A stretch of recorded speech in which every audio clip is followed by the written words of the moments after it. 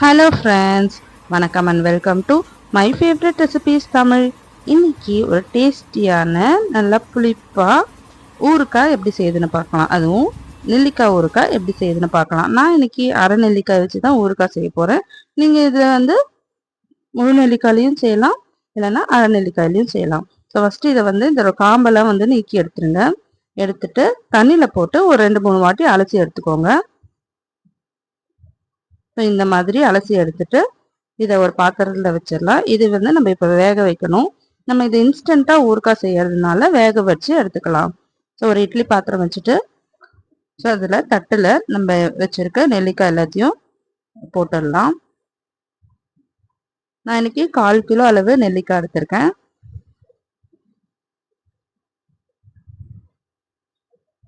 இது ஒரு 5 நிமிஷம் வேகட்டும்.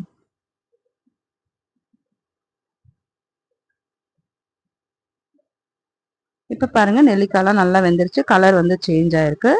இதை ஒரு தட்டில் வச்சுட்டு நம்ம ஆற வச்சு எடுத்துக்கலாம். இப்போ ஊறுகாய்க்காக நம்ம வந்து கடுகும் வெந்தயமும் வந்து வறுத்து எடுத்துக்கலாம். ஸோ ஒரு 1/2 டேபிள் ஸ்பூன் கடுகு சேர்த்துக்கோங்க, ஒரு 1/2 டேபிள் ஸ்பூன் வெந்தயம் சேர்த்துக்கோங்க. ஒரு 1/4 கிலோ அளவு ஊறுகாய் செய்கிறோன்னா நமக்கு இந்த அளவே வந்து போதுமானது. ஒரு மீடியம் ஃப்ளேமில் வச்சுட்டு இதை நல்லா வந்து ட்ரை ரோஸ்ட் பண்ணிக்கலாம். லைட்டாக வந்து கடுகு வந்து வெடிக்க ஆரம்பிக்கும். அந்த நேரத்தில் நம்ம வந்து ஸ்டவ் ஆஃப் பண்ணிடலாம்.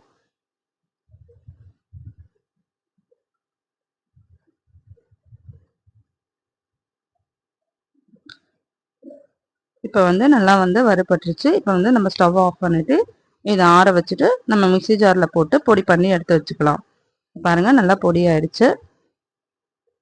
இப்போ நெல்லிக்காயெலாம் நல்லா ஆறிடுச்சு. இப்போ நம்ம ஊறுகாய் செஞ்சிடலாம். இது கூட 1 டேபிள் ஸ்பூன் தனி மிளகாத்தூள் சேர்த்துக்கோங்க. நம்ம அரைச்சி வச்சிருக்க பவுடரில் 1 டேபிள் ஸ்பூன் போட்டுக்கோங்க. இப்போ ஊறுகாய்க்கு தேவையான உப்பு சேர்த்துக்கோங்க.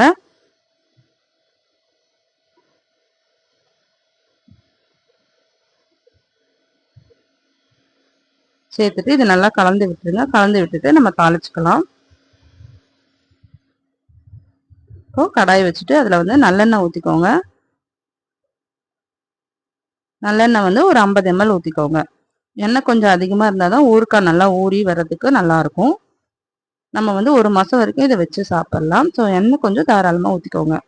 இதில் ஒரு 1/2 டேபிள் ஸ்பூன் கடுகு, கருவேப்பிலை ஒரு கொத்து சேர்த்து தாளிச்சிட்டு இதை ஊறுகாயில் அப்படியே கொட்டிட்டு இது அப்படியே இருக்கட்டும். ஒரு 1 hour அப்படியே ஊறிச்சினாலே நல்லா வந்து ஊறுகாய் வந்து ரெடி ஆகிடும். இது நல்லா கலந்து விட்டுருங்க. இது அப்படியே இருக்கட்டும். இப்போ பாருங்க, ஒரு 1 hour ஆயிடுச்சு. நல்லா எண்ணெய்லாம் வந்து மேலே வந்துடுச்சு. ஸோ இது இப்பயே நம்ம சாப்பிட்லாம், நல்லாயிருக்கும். ஸோ தயிர் சாதம், ரசம் சாதம் கூடலாம் வச்சு சாப்பிட்றதுக்கு டேஸ்ட்டாக இருக்கும். இதை ஒரு கண்ணாடி பாட்டிலில் போட்டு வச்சுக்கோங்க.